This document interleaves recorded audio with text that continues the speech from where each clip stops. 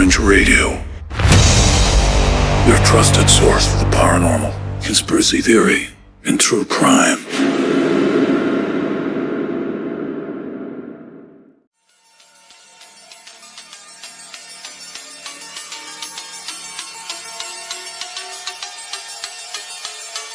Coming to you live from the Mistopheles Studios, it's Dark Fringe Radio.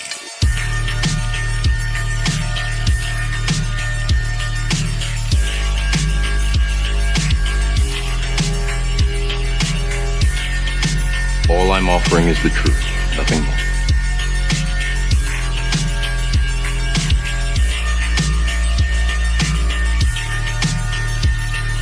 The disease, and I'm the cure.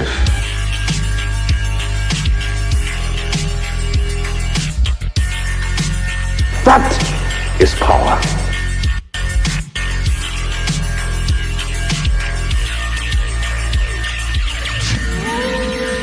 Thank you, everybody, for joining us on another edition of Dark Fringe Radio. I am your host, Will Martinez, and thank you so much for joining us on another adventure here on the podcast. Just wanted to remind everybody where you can listen to the podcast.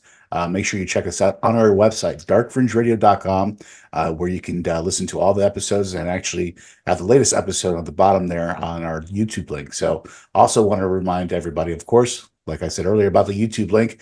Make sure you check us out on YouTube at Dark Fringe Radio. Make sure you like and subscribe, and that helps us out tremendously. Tonight, we actually have a very interesting guest. Her name is Dr. Kathy Forti, and she is a former clinical psychologist. And we're going to be talking about her new book called Stack's Library of Truth. It's a very interesting book that she's actually written, and she ties in a lot of her past knowledge of being a clinical psychologist into the book, and a lot of influences on the characters and the things that happen in the book. So we'll be getting into all that here in a minute at Dark Fringe Radio. Of course, again, wanted to remind you, everybody, where you can follow us, especially on social media, at Dark Fringe Radio, and Facebook, Twitter, and also X, as known now, and of course Instagram. So make sure you go ahead and follow us there and share and like all our stuff. We're always having a very good conversation on there. I believe yesterday we had a post that actually got a lot of traction where we talked about how Italy basically banned the sale of lab-grown meat. So very interesting thread. I was really interested in the feedback from a lot of the listeners and followers of Dark Fringe Radio, which was on Facebook. A lot of them, of course, said that they would rather eat something else than the lab-grown meat. But hey, I understand. I'm with you on that. So a lot of good, interesting conversation happening at Dark Fringe Radio on Facebook. So make sure you go ahead and follow us there. And then we're going to be getting into our interview here in a second with Dr. Kathy Forti, of course, the author of Stack's Library of Truth. All right, everybody. Thank you for joining us tonight on another episode of Dark Fringe Radio. I am your host, of course, Will Martinez, and tonight we have a very, very special guest. I don't even know how to even begin with this, but her name is Kathy Forti, and she is a former clinical psychologist, journalist, and author. While suffering from a near-death experience in the event left her with a greater creative capacity, inspiring her to write books and invent a patented energetic healing technology for health and wellness. Her latest series, Stack's Library of Truth and Stack's Awakening of Truth, a sci-fi thriller, which takes place in Washington, D.C.'s Library of Congress, where a library employee accidentally opens up an interdimensional portal into a library within a library, where all truth is stored. Prior to penning her novels, she was a clinical psychologist for over 30 years in the mental health field. Her knowledge of psychotherapy and pathology adds to unusual character depth into her stories. Please welcome to Dark Fringe Radio, Dr. Kathy Forti. Kathy, how are you? Hi, Will. Thank Hi. you for having me. Yeah, I'm doing absolutely. great. Thank you. Thank you for coming on the show. Kathy, I have not read this book yet, but I am like itching to read it now because of all the the research that I've done on it. How did you come up to, well, obviously we've kind of, talked about it a little bit in the intro, but how did this all happen? Tell us about the event that happened that kind of sparked all this creativity for you. Well, I have to say my whole life is read like a sci-fi novel. I've had strange experiences from, meeting extraterrestrial beings to having a near-death experience in 2003 where I came back kind of a physics geek and started inventing software, having no knowledge of any of this stuff prior to it. I was a psychologist at the time practicing in LA when it happened.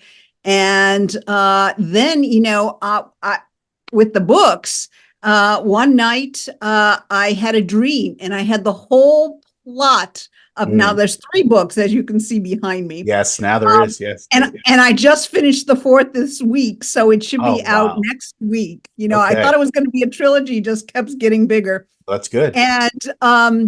And I had this dream about being in the Library of Congress and that there was an interdimensional portal into a library of truth, just like there might be in other libraries across the world, the planet. And this was like maybe 3 o'clock in the morning. And I had to get up and start writing down all these, the plot elements and so forth like that. And, I became kind of obsessed with it. And although, my undergraduate degree was from NYU in broadcast journalism, and I worked in New York in the news field, my career took a slight big turn into psychology. So, although I was very familiar with how to write, I didn't know how to write, screenplays or novels or anything like that. So that became an interesting experience.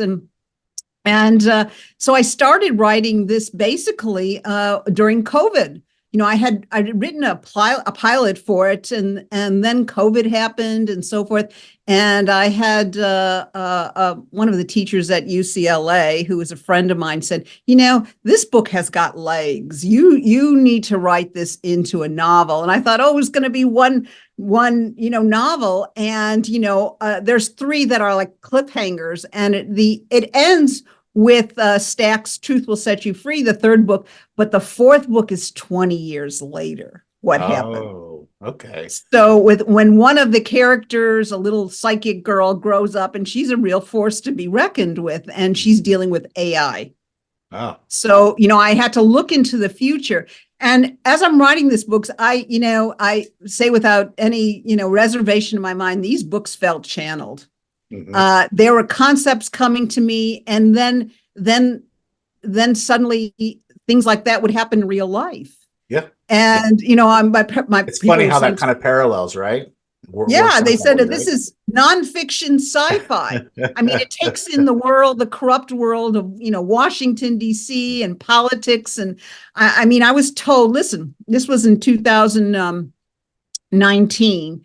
At the end of 2019, and I used to lead groups to Egypt as well, metaphysical, spiritual groups to Egypt, and I had my little voices in my head, which were the guides that really came through when I had my near-death experience in 2003. They said, "Listen, make sure you get yourself to the Library of Congress in Washington D.C. to do your research no later than the first week of March of 2020." And I kept thinking, well, what's the big rush? Right.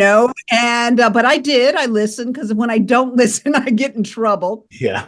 And I had, I contacted the librarians of the main reading room and other aspects of the Library of Congress to work with them so I could go behind the scenes in the stacks where all the reference things are. And the general public doesn't get to go behind there, and really make sure that, it really was from an employee that worked there, their point of view. They were wonderful. And I spent a whole week there every day, all day. I know that place in and out, the tunnel systems, from the buildings and so forth. And a week after I returned, COVID, the whole country shut down, and so did the Library of Congress. Look at that. So, it was very fortuitous timing. And, there was a few things I had to correct, obviously, due to not being privy to how everything works there.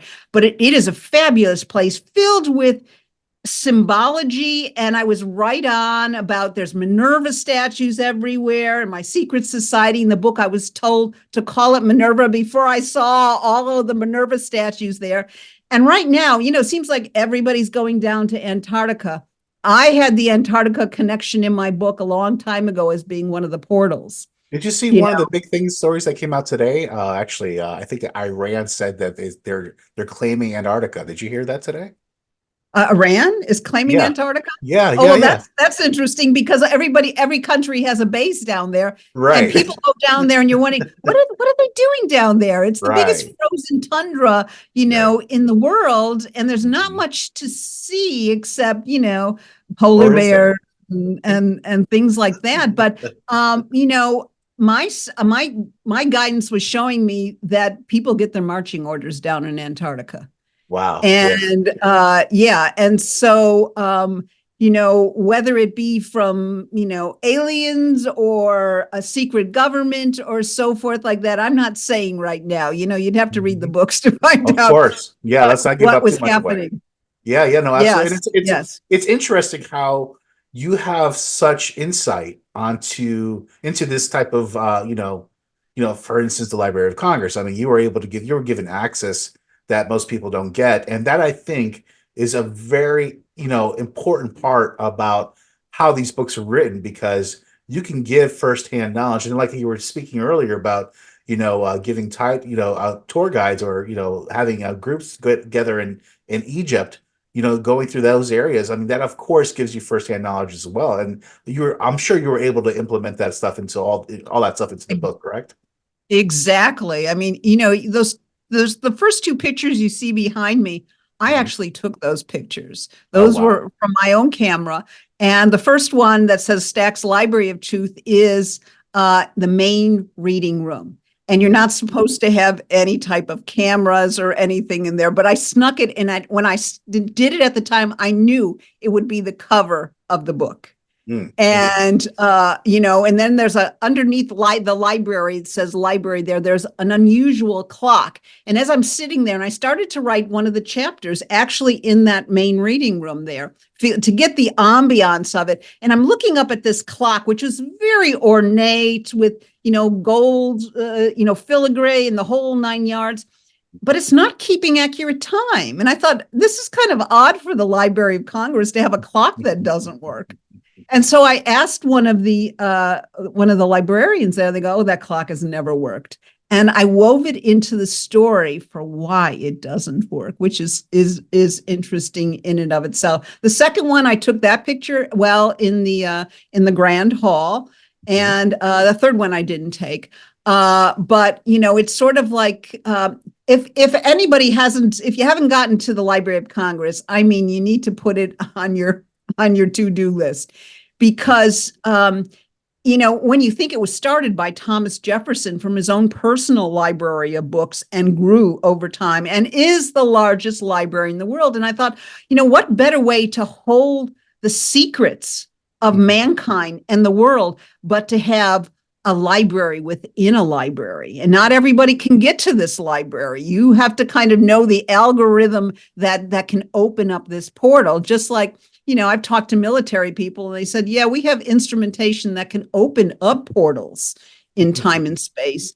And so, I mean, in Egypt, I knew I needed to return to my, other lifetime roots, you might Yeah, say. of course. And Abydos Temple, immediately when I was there at Abydos Temple, it's known for most people as the Seti, the first temple. And when I went there, I knew immediately where everything was in that temple.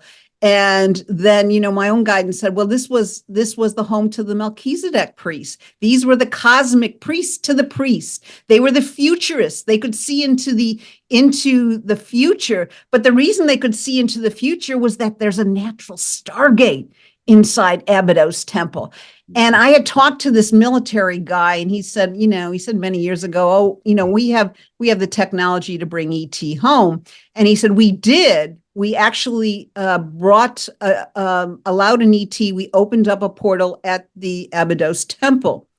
And I remember years ago, when they talked about this one woman called Om Seti, she would always put her hands along the wall looking, because she said one day she fell through into like another world. So he explained what it looked like, the wall, where it was on the property. And every time I went there, I tried to find it from his description. Mhm. And, I wasn't successful. And one of my guys, his name is Harris, he's an Egyptologist, and I always work with him when I went there. And I started explaining, and his eyes lit up, and he goes, I think I know what wall that's on. Mhm. And the thing is that many people pass this wall, this hallway going out towards the Osirium, and they never look at this one wall. And it's almost as if this wall has some influence that says, nothing to see here. Don't look. Keep your eyes straight ahead and going on. And there's markings there that show exactly what this military person showed me. And my friend had got on forums with other Egyptologists who have said we've never seen these markings on any other temple throughout Egypt. And I think it has a natural Stargate there that sometimes opens on its own, but with military technology, they found a way, obviously, to open it for their own needs. Of course. So, Yeah. but I think the Melchizedek priests back then, they knew how to open it. Listen, they No knew wonder. exactly what they were doing back then. I think all this stuff is lost knowledge, honestly. Knowledge that's just been lost over time. And it really kind of begs a really good question: is that do you think that if there is any type of library of truth, do you think that could actually exist, and where would it exist? Do you think, because for me, if I think about, of course, if you were to go back through time, the Library of Alexandria, of course, that would probably be one of the, main places you would probably say. But now I would probably say, I don't know, maybe, down south, or maybe in Spain, or maybe, maybe even, somewhere Well, my in the guidance Catholic kind of religion. showed me where some of these portals were. Right. Okay. And, the records, ancient records for, and histories of civilizations have talked about, knowledge, and they called it the Akashic records. I mean, we've all probably heard of that one time or another, that these records were in, another dimension. And, my guide showed me, at least the ones I was dealing with, that this Library of Truth was actually eighth dimensional. Mm. And so it's not that easy for us to get to it, Right. Right. but Yeah. some people have found their way, with one way or another. And, if you're looking at the world like, some people believe we're all in a simulated reality. And if we are, maybe the Akashic records are just the play manual. Right. Or yeah, exactly. Or just like the objectives Describing the characters and their avatars, and what this one can do, what that one can't do, what's going to happen, and so forth. I don't know. It's kind of an interesting concept, but most of us don't know the truth. We don't know a scintilla of anything about this world that goes back millions of years. There's so many civilizations. We think, oh, we just lost Atlantis, but there was much more before Atlantis, billions of years of civilization and stuff lost because, the world, the planet Earth has changed multiple times. We've had pole reversals. We've had land gone down. We've had new land rising. All of that's been, and when they do find something, a lot of times they hide it because it does not agree with religious beliefs. It would nullify a lot of different dogma that different religions have put forward. And I know just in Egypt alone, they don't like to even consider that those pyramids may be more than 4,000 years old, which, of course, anyone who's got a college degree and who's educated, like most of the Egyptologists these days, it's kind of a wink and a nod. Yeah, we know it can't go back. But 4,000 years would nullify Allah. Right. Yeah. Their Islamic religion. So, Right. they, and it's just like the Vatican. I'm sure the Vatican has kept a lot of things secret, the hidden gospels, the Gnostic gospels, so forth like that. We've been lied to everywhere. And so I thought, how perfect. Right now we're in I call it the age of discernment. Yes. We're trying to sift the wheat from the chaff, what's lie and what's truth. We may think that it may actually be that everything we thought was true was actually a lie, and everything we thought was a lie is actually true. And what better way to find something where this young employee, in at least the character in the book, can use this knowledge to try to actually free mankind from, the what's been happening to him. So, and he's well entrenched, with his family in politics and everything. So and they all have very strange, Different roles. quirks, to them. And that's where, as you said, that's where the psychology was, my background in psychology came in, because this character, he's kind of a math genius, but has acquired savant syndrome. And with synesthesia, meaning that, he had a baseball injury when he was young and kind of rewired his head differently at the age of 7. And he sees the world in numbers, synesthesia. Some people see it in colors and music, and some people see people as hats, and so forth. The mind can do very strange things. This can be both a curse and a blessing. And these talents he actually have that not too many people do, actually help him discover what needs to be discovered, and then he has to stay alive as he's trying to, use deep throat sources to reveal some of this to the world. Well, so that's interesting, because that was actually going to be my next point, to, your book and the challenges that the main character kind of takes on.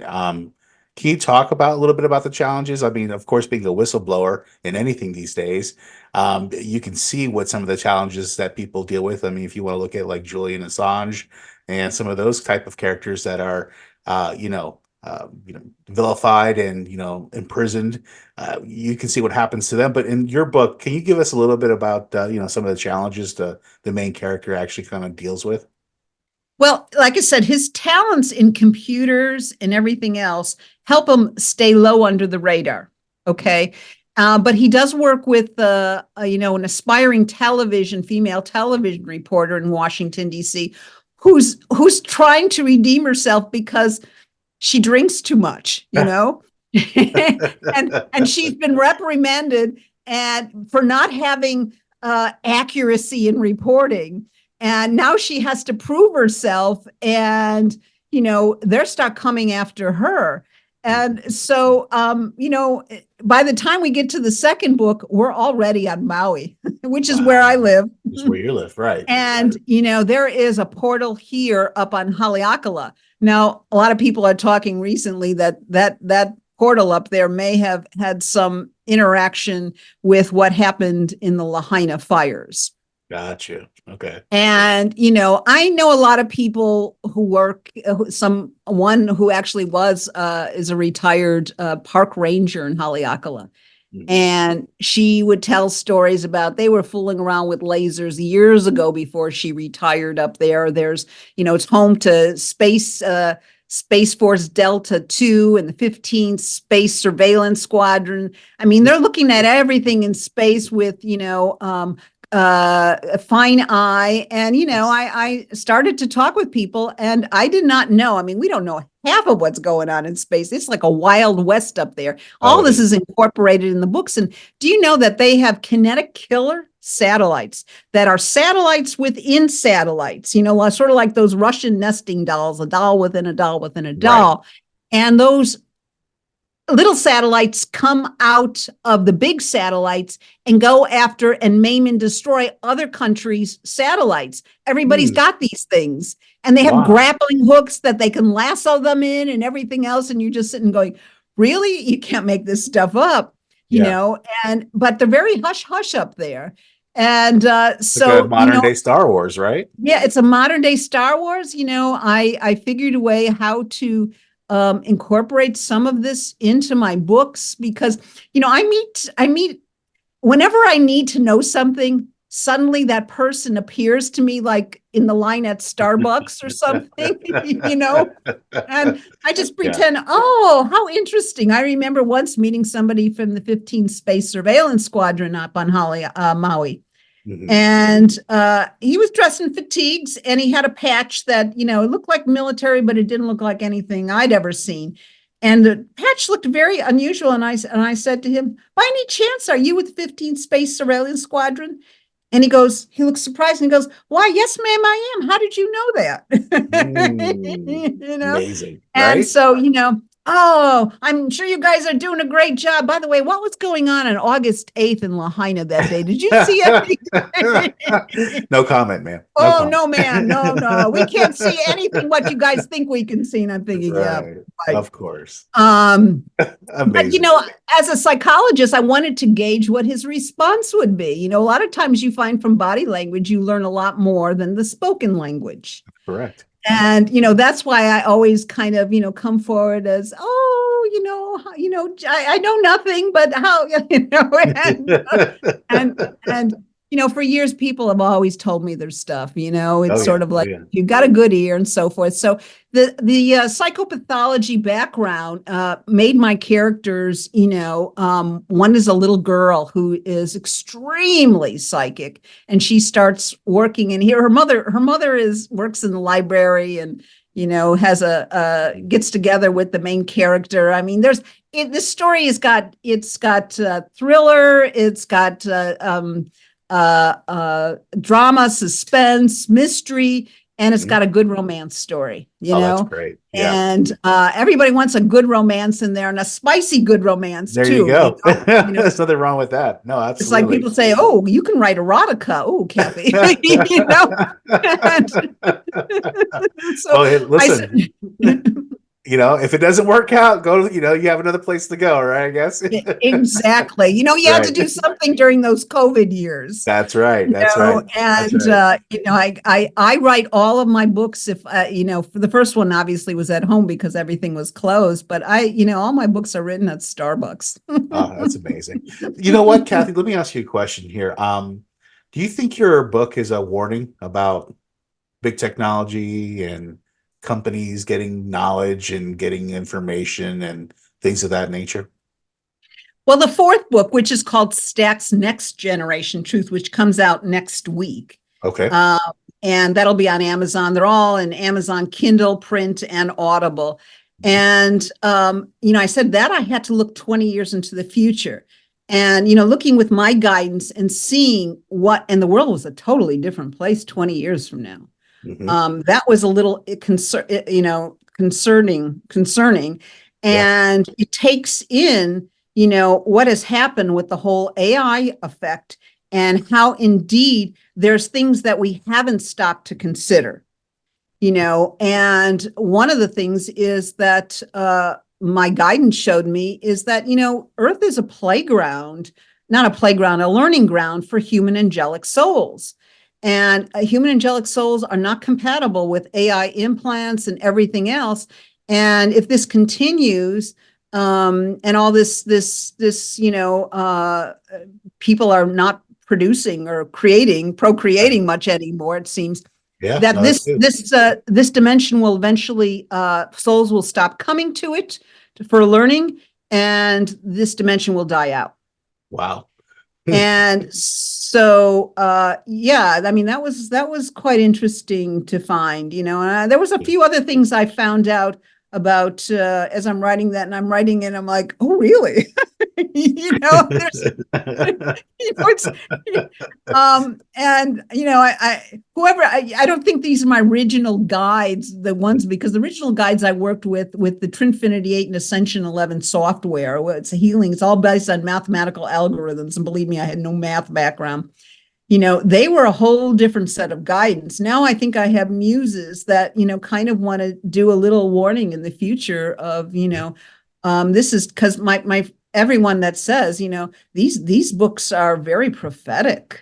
Mm-hmm. And, it seems to be. Yeah, it seems that way because you're using, experiences and influences that are in the now, but then also throwing in things that, haven't happened yet and, have come to happen already. So it's really interesting that you've been able to do that and really, circle in on that and been able to extract that information and put pen to paper, of course, to it. And then obviously, be very successful with it.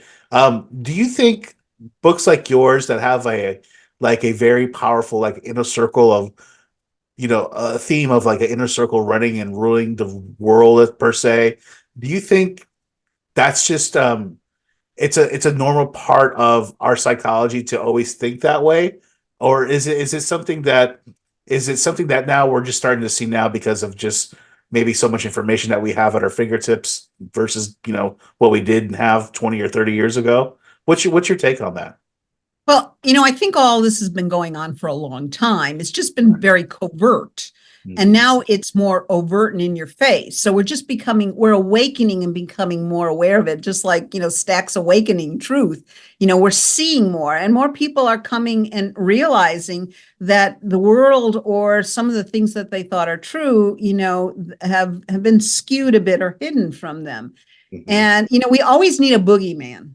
Of course. Whether, politics, they look at Russia being the boogeyman or aliens being the boogeyman or, illegal immigrants being the boogeyman. We always need something to feel like we fight against because, it seems like, why can't we just have peace? Why can't we all learn to live together or, right. At some point in time? So, but all books, to make it just like all television series or movies, need a good conflict, right. Something to fight and triumph over. Mm-hmm. And if not, it's just a wishy-washy story. So, it was always important to me. I like fast-moving, fast-paced. Everybody who reads my book says it reads like a movie script or a television series. The right. Scenes, everything is very visual. And I'm that person. I need something that has constant stimulation and moving a plot along really so that people are just, they can't stop reading it. Mm-hmm. And, I get bored easily with some books because it's sort of like, it's like watching a foreign movie and yes. You're practically watching them breathe. Right. Yeah. Sometimes. Like, the best part's coming up. You're like, what? Yes. And you're still waiting. Wait another 20 minutes and you'll get to it. Yeah, exactly. No, I find this all very interesting, Kathy. I mean, this is a great, a book that you've put together here. I know you had this traumatic, near-death experience. I am also a 2-time near-death experiencer myself. So I know kind of what you went through. Can you tell us a little bit about that and what you went through and how that kind of sparked all this?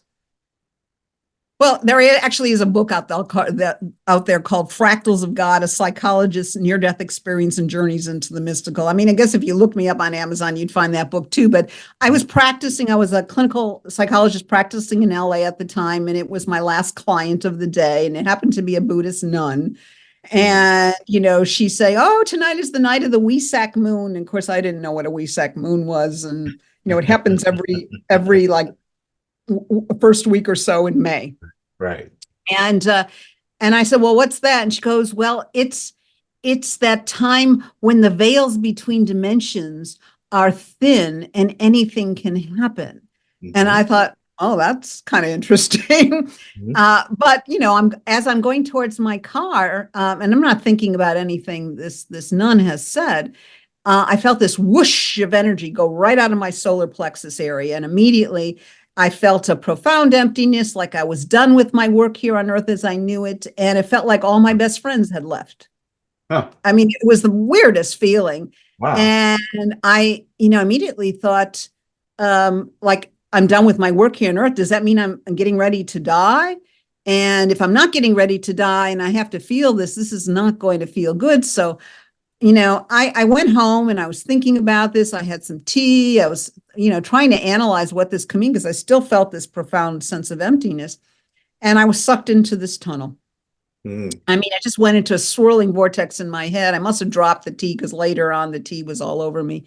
Oh. And I'm going through this tunnel really fast, horizontal, feet first, and there's light ahead. And, of course, I think, oh, is this the tunnel everybody's been talking about? If that's the case, did I just die? What did I die of? I wasn't sick. Right. Yeah. And, but I came to a stop before I could go into the light. I mean, I didn't try to, and I just hovered there. And I actually tried to will myself to go into that light.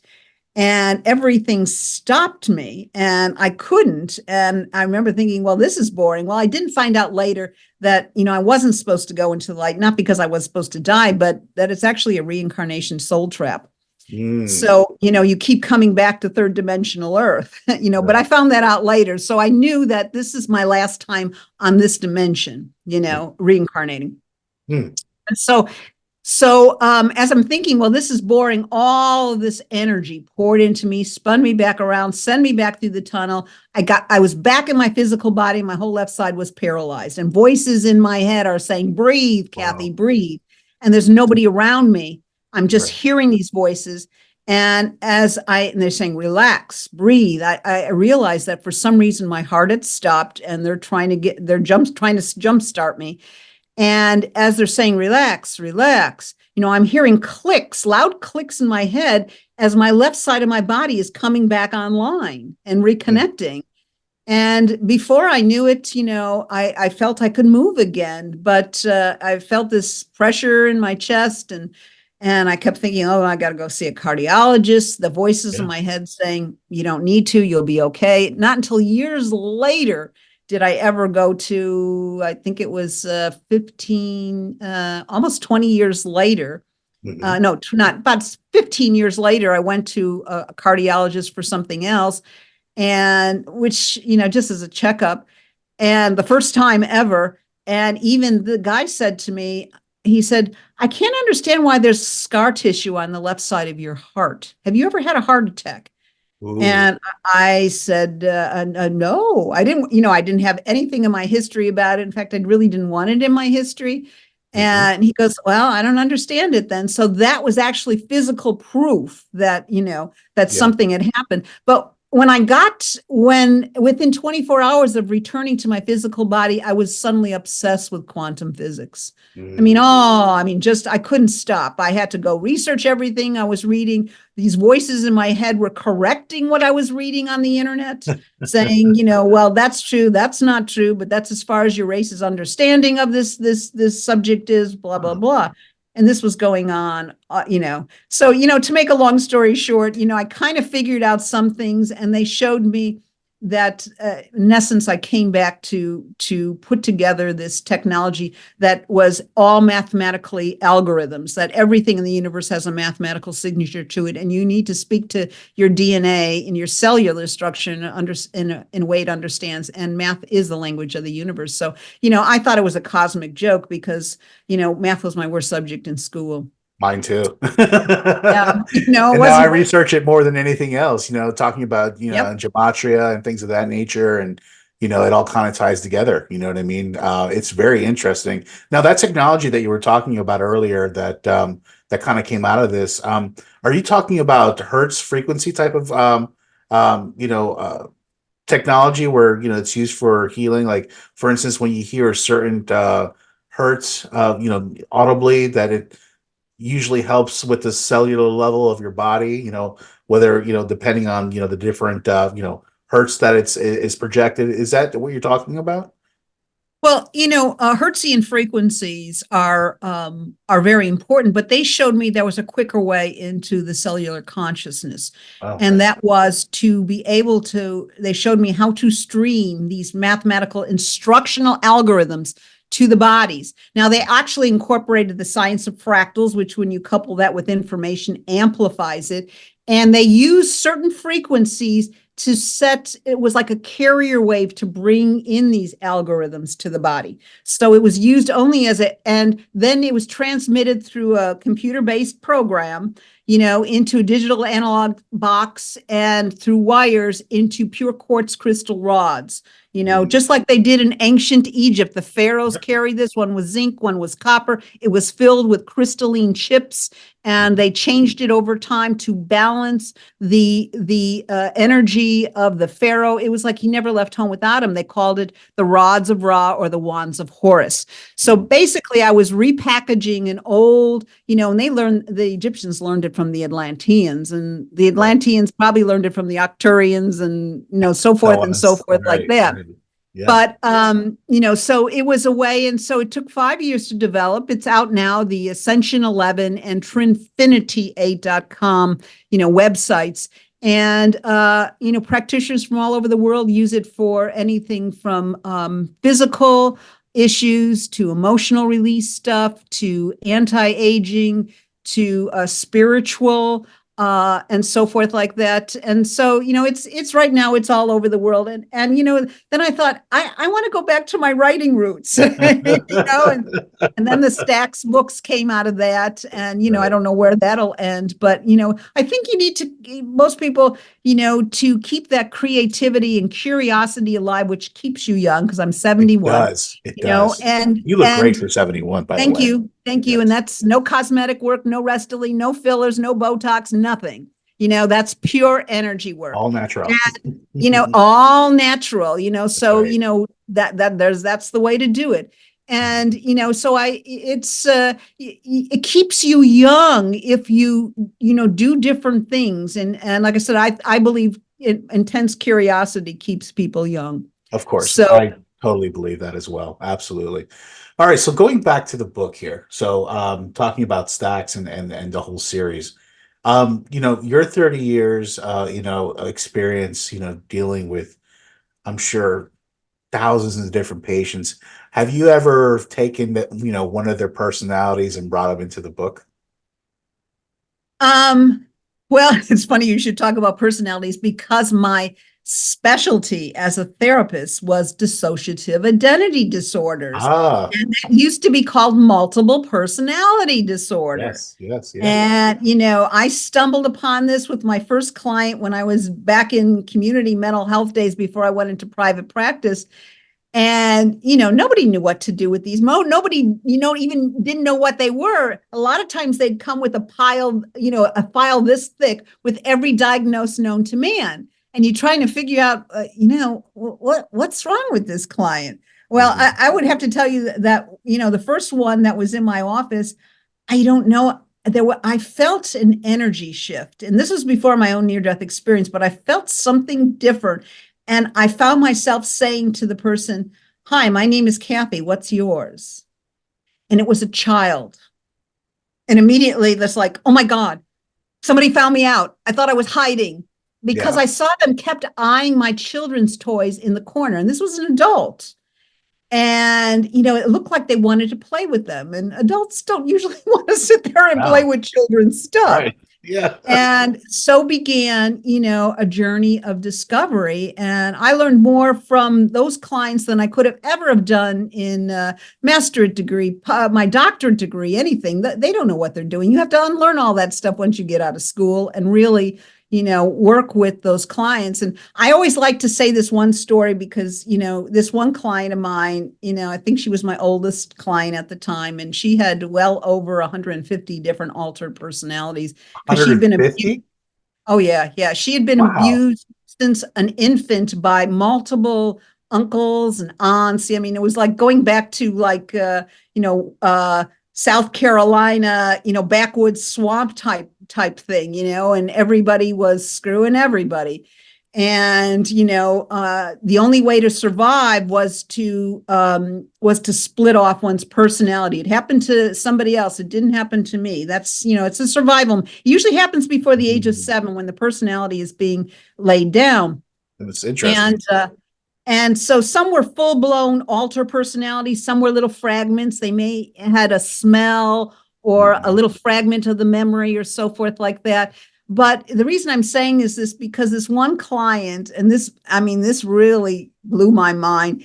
The doctor, her OBGYN asked if I could come to whenever she had an OBGYN examination. Now, I didn't do this with any client, but she didn't have any family members. And of course, she wouldn't want to have any of her family members to come anyway. Yeah. Because she had a physical examination prior to that, and a child alter came out and thought she was being sexually abused and started screaming. And of course, everybody in the poor doctor's waiting room, really got upset. So I made sure before she went that all the little infant and small children alters were in a safe spot inside the system, and that 2 of the adult alters were out for the examination. Mm-hmm. And this is the interesting thing. When one of those adult alters were out, it showed all the signs of cervical cancer from the test they took. When the other adult alter was out, no cervical cancer. Wow. They That is redid the amazing. tests and same effect. And the doctor just scratched his, I can't figure this one out. Yeah, way So above it my pay told grade. me about the power of the mind and how compartmentalized it can be, Huh. and most people, if I tell that story, they're blown away by it because parts of Oh yeah.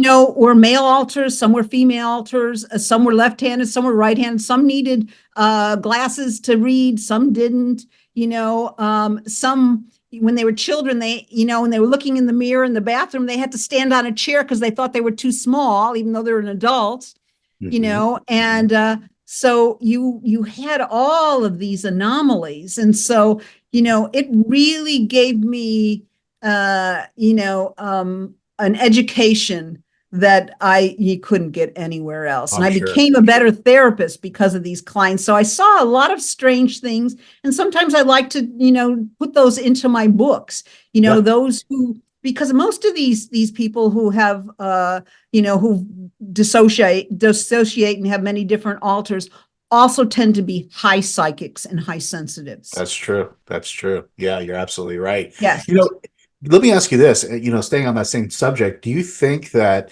these people are able to really just like mentally compartmentalize themselves and become somebody else? Or do you think that they're able to like maybe channel something else that's coming from maybe a different dimension, maybe a different character, a different spirit or something? Are they, because we've heard about channelers before, that's been since the beginning of time, you know what I mean?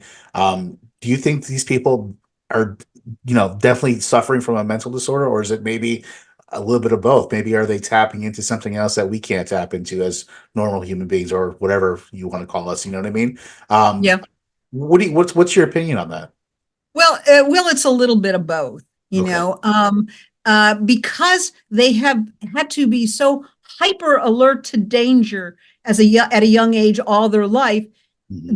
Their psychic abilities get really heightened and tuned, Hmm. and so and sometimes they have allowed other things to come into them. We all are able to have spirit stuff or entity attachments, but most of the time I can figure out what's part of their system and what might be, I remember once a client coming into first time, she had bugs coming out of her eyes and her orifices, and I'd never seen anything like this. And Wow. I asked Yeah. her, I said, when did this start happening? And Yeah. she said, I was doing drugs. And I think it was ecstasy, MDMA, she was doing at the time. And she was in such a euphoric, wonderful state that she heard a voice in her head say, "Hi, can I join you?" And she said, "Sure, come on." And she allowed herself, because if you give permission, that's why, anytime you feel something is trying to enter you that doesn't, I always say, "I do not consent, I will not comply," and Mhm. immediately drives them away. Right. And she gave consent and she couldn't get rid of it. Of course, at the time, I did not have that expertise. So I referred her to somebody who dealt with possession and that kind of things. But actually, there was one client that I pretty much had mapped her whole system, and she was an extensive personality client as well. And then one day in therapy, all of a sudden, her eyes just fluttered back, and another personality came out and started talking in biblical these and thous. Oh, And, wow. and I'm like, who are you? Where did you come from? I've seen this client for years and I've never seen this one. What's the You're story right. here? Yeah. So I asked it, and this personality or entity or whatever identified himself as being from outside the system, and an angelic entity. Mm. And this angelic entity told me that in 6 months' time, I would be leaving the state, leaving the practice, and that I had to start preparing this client for my leaving. And Mm. I'm thinking, like, I don't have any plans to leave the state, sell the practice and so forth. Right. As it turned out, something did happen, and I did move to another state. Wow. And and then this angelic entity proceeded to tell me things about myself that my client could not possibly have known. No way.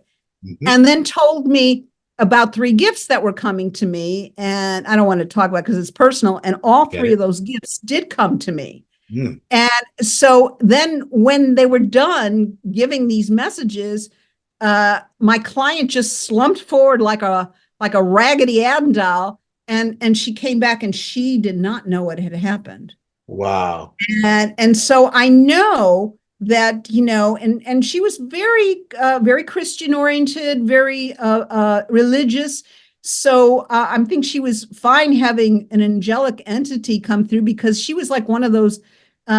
Actually, this was the same one that one altar had cervical cancer and the other, and Mm. later on she had many different cancers in life, and she was through every like clinical hospital trial where everybody died except her, Really? and she was able to overcome the cancer. And sometimes the doctors would actually be kind of mad at her, because they didn't understand why It's she like, are was you playing still a trick on alive. us? Yeah, yeah. What are you Yes, doing to us? Yeah. but she was an incredible prayer warrior.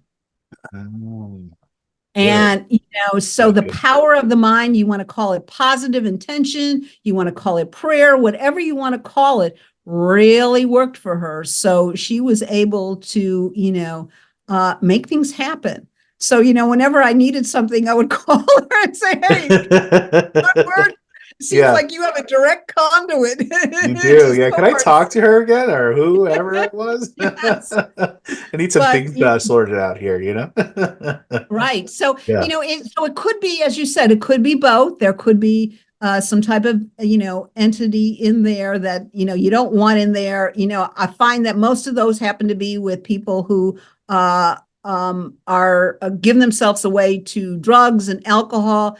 It weakens their whole Weak. etheric Yeah. field around them, where it's easier for these identities to attach to them and live vicariously through through their drug addiction. It's sort of like, yeah. So I Parasite, know, I yeah, think. parasites, like parasites. Yeah, Yeah, yeah. Psychic exactly. So parasite. Yeah. Yeah. it It's definitely is. interesting.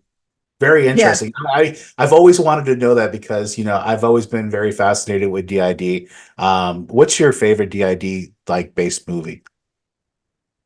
Uh, oh. Mm. Well, I remember growing up with Sybil. Remember you know, Sybil? I remember that one. Yeah, I yes, I remember that one. remember that one. Yeah. Have you Um, seen uh, Split by chance? Oh, that's right. Yes, I have seen Split. Okay. Yeah. Sometimes I look at certain things I remember over the years and going, well, that's not totally accurate. They That's what I needed to want to ask you. I they was like, is needed that to accurate or convert. not? Yeah, Yeah. I think there was one, I think it was HBO, the United States of Tara or something like that. And I said, they're not getting everything right on that. They needed to consult with somebody who does nothing but did. And Yeah. well, Right. I was still in the era of the MPD when I was, when I first came across it.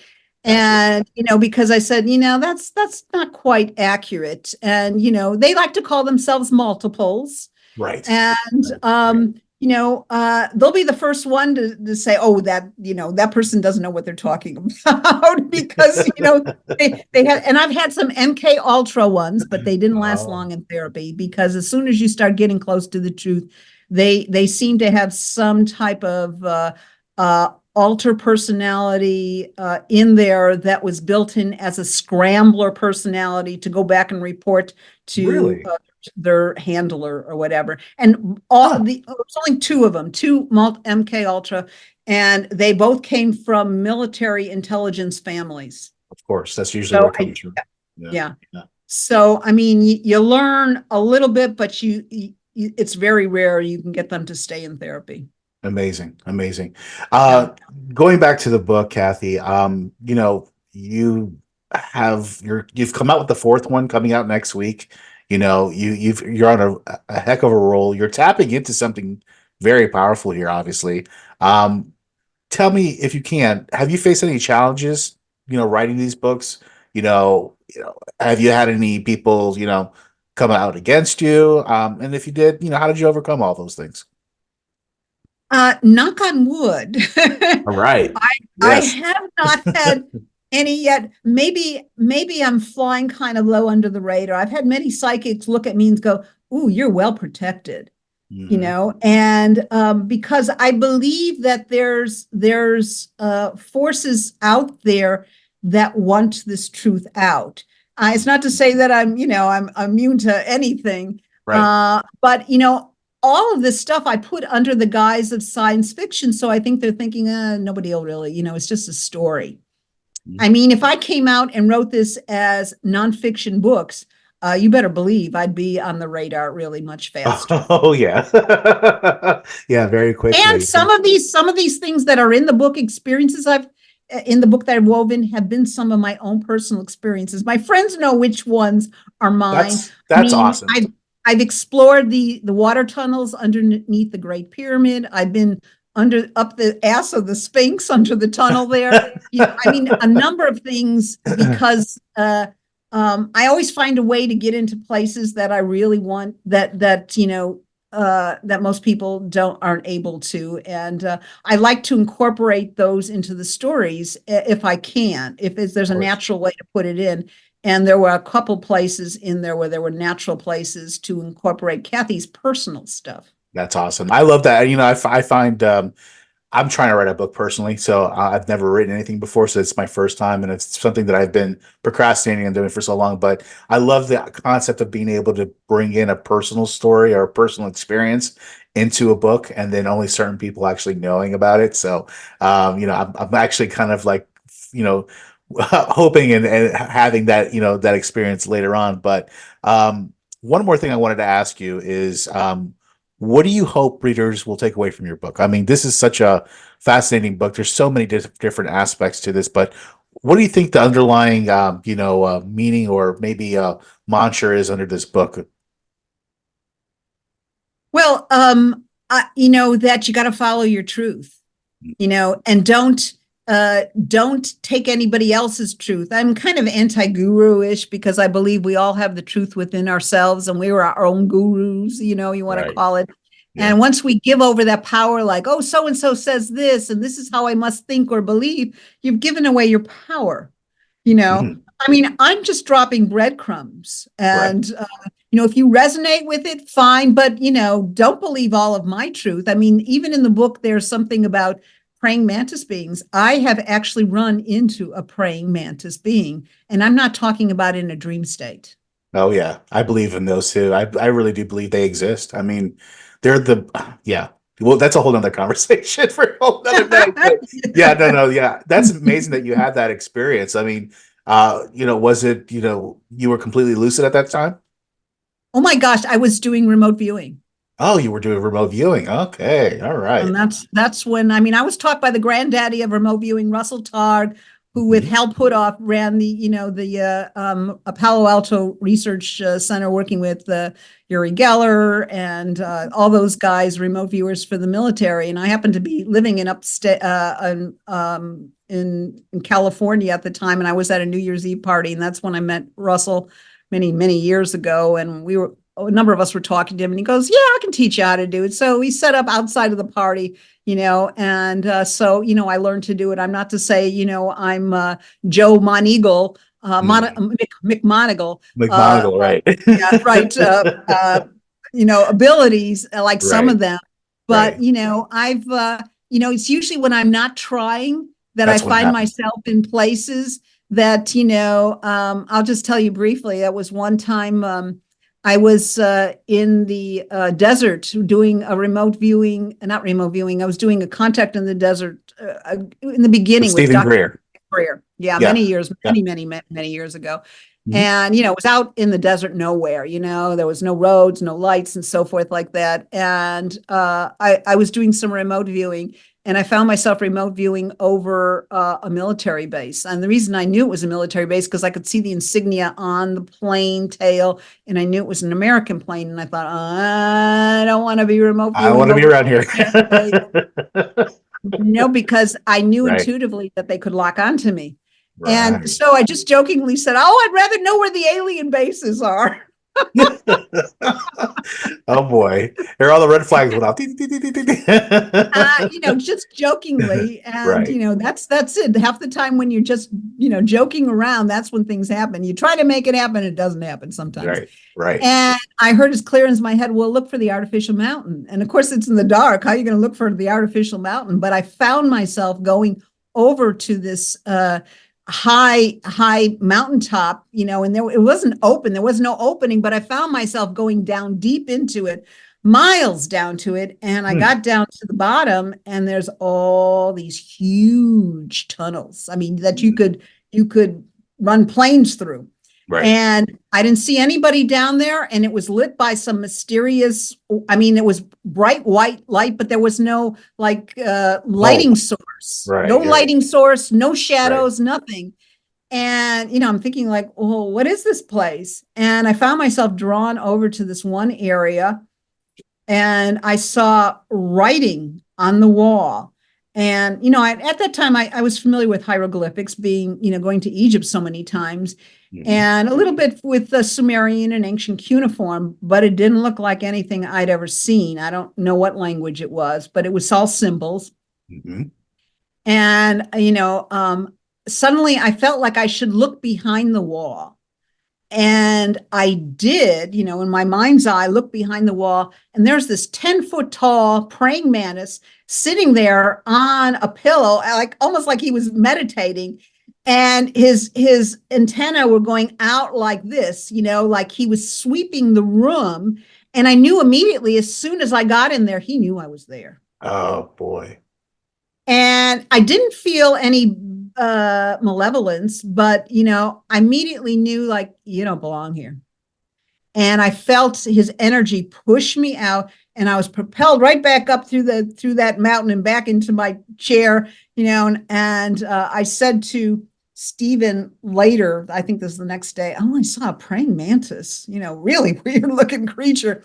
And he goes, oh yeah, they're kind of the teachers of the cosmos. And so I asked my guides, and he goes, no, that's not the full story. Because Greer was of the belief that they're all good, which I personally think is terribly naive. No, that's, And yes, I would love to think that. I would love to think that. And it would be great if that was true. Yes, it's like saying all humans are good. Correct. And so what my guide showed me, and I remember from abduction cases, sometimes people who ran across the little gray, beings, that they would sometimes see a praying mantis standing in the background, watching and not saying anything, but just watching. And what my guide showed me is that the praying mantis are the instructors of the little grays. Oh.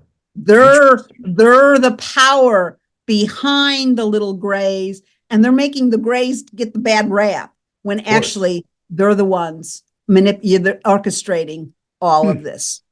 So it's sort of like, oh, it's very interesting. That is interesting. So you got caught tiptoeing on the wrong side of the garden, as they say, huh? They kicked you out, huh? Yeah. That's amazing. What So, an amazing story. How often do you remote view and get to see a praying mantis? I remote viewed all the tunnels in the Great Pyramid, and sometimes I'm telling them, okay, if they open that up, it's just like above the Grand Gallery. I saw there was a big gap up there, and I think, because I saw what looked like a little tiny, smaller shaped pyramid, I believe that the capstone is actually above the Grand Gallery, and it doesn't quite come to a core-vaulted, And when they did scan the pyramid projects way after I said that, they found that there was a bit of a void up there, but they never said anything else. They're not going to run any fiber optics to see if that's indeed where the capstone was concealed for the thing. So yeah, it's sort of like people never say, know what you're going to get. I had all these experiences, and I said sometimes it's the luck of the draw. You go to places where if I'm curious, my guides will take me, but other times, I found myself on that Nibiru. I was curious about that. So it's but I don't do it that often. But once in a while, it happens, and I get some real interesting information. And I if I can, I try to weave it into a book. That's awesome. That's, I mean, amazing, Kathy. I mean, you're an amazing person. You've written these amazing books. I wish you nothing more than just, complete success and continuance here. Where can readers find your book? Where can they find all of your books? Where can they find everything? Okay, it is, you can get it on Amazon. You can get it, it's in print and Audible. And the first three books are, like I said, Kindle, print, and Audible. The new book coming out will be in print and Kindle. I have no plans yet to do the Audible on that, but that should be out shortly. But all you got to do is go to Amazon and Kathy Forti, and all my books will come up. And Wonderful. it's best to, it shows book 1, 2, and 3, so that make sure that you read them, because each of the first two books has a bit of a cliffhanger, and but You got to read them in order. Yeah, you got to read them in order. And it does have an ending in Ah. the third book, Truth Will Set You Free. Yeah. Gotcha. So. Oh, well, wonderful, Kathy. Listen, thank you so much for coming on Dark Fringe Radio tonight. I'm going to, urge all of our listeners to go ahead and look at and follow all of your stuff, and of course, pick up those books. I mean, I can't say enough about you. Thank you so much for coming on tonight, and you've been one heck of a guest. Thank you so much. Thank you, Will. All right, thank you so much, Kathy.